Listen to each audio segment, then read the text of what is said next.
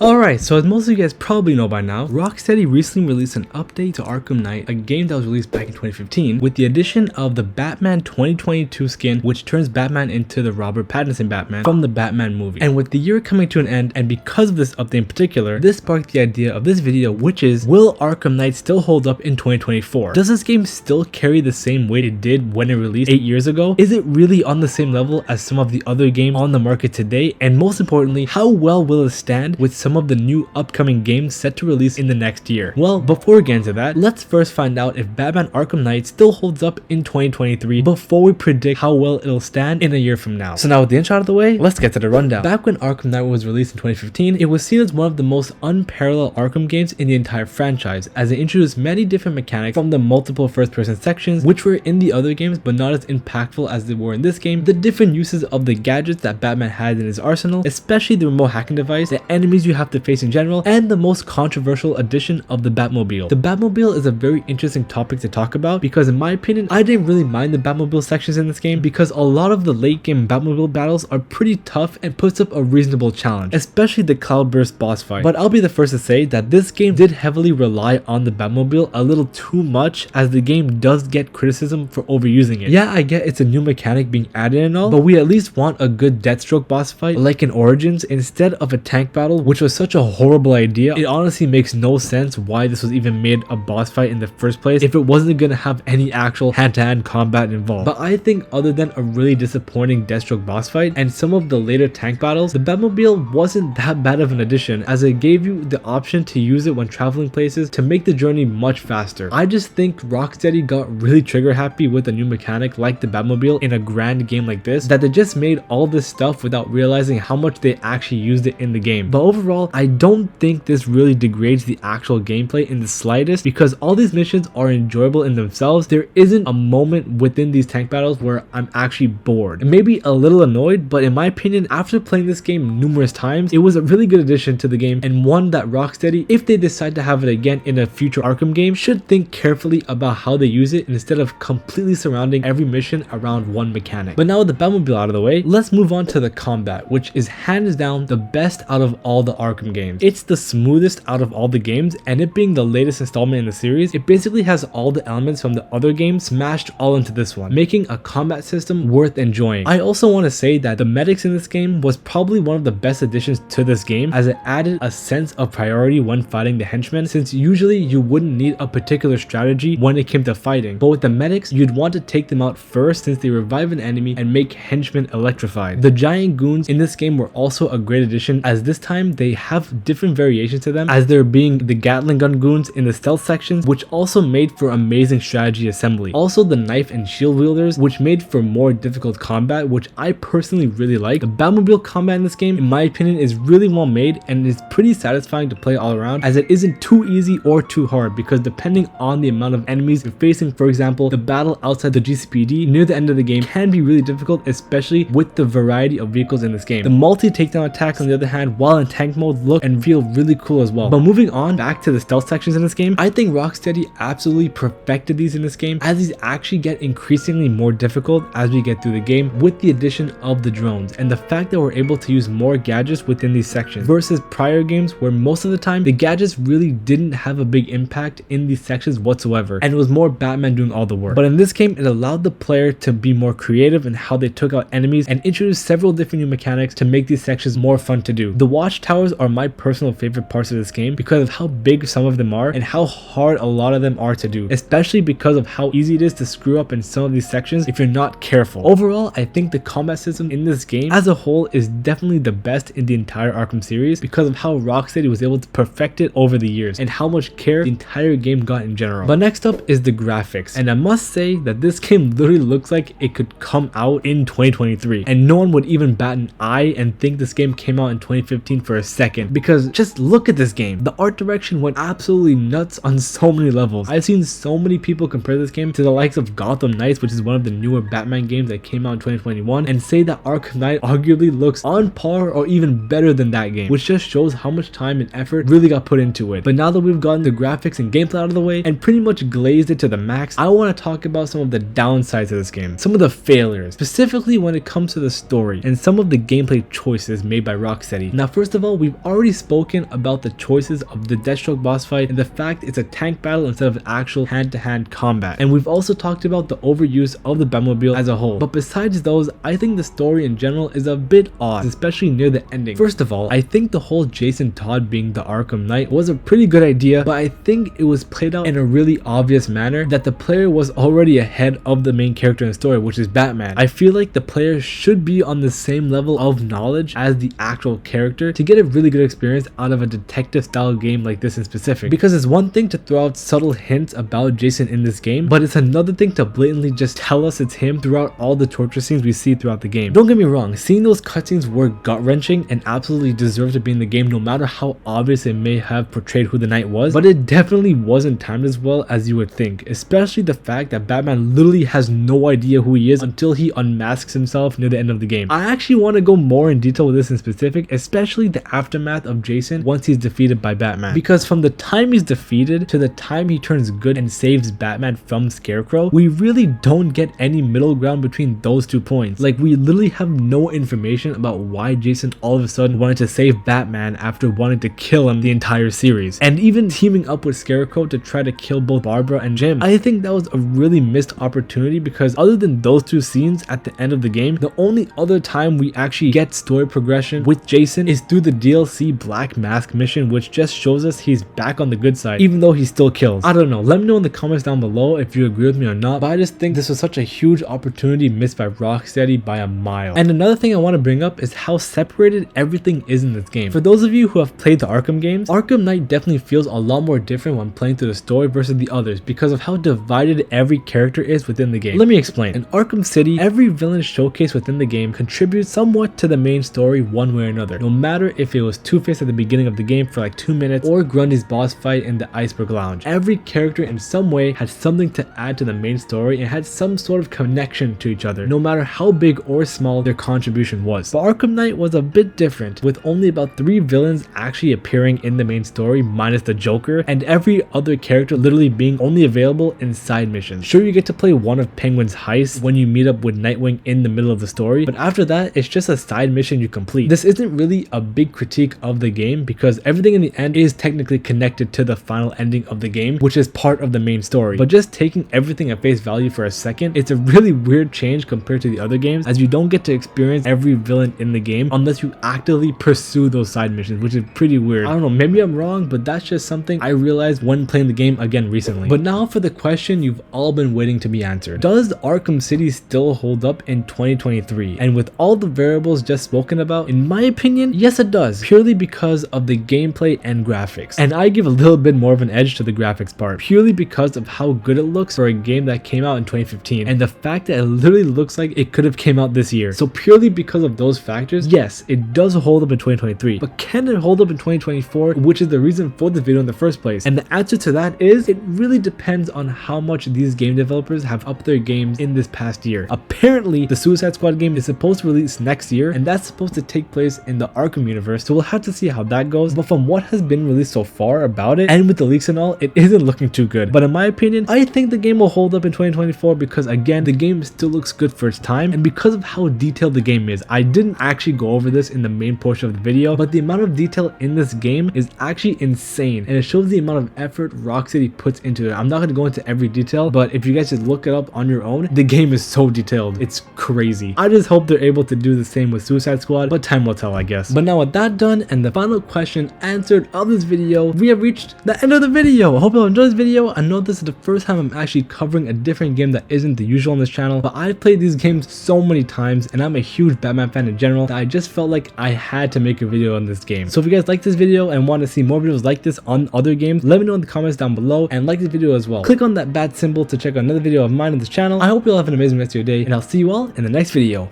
Peace!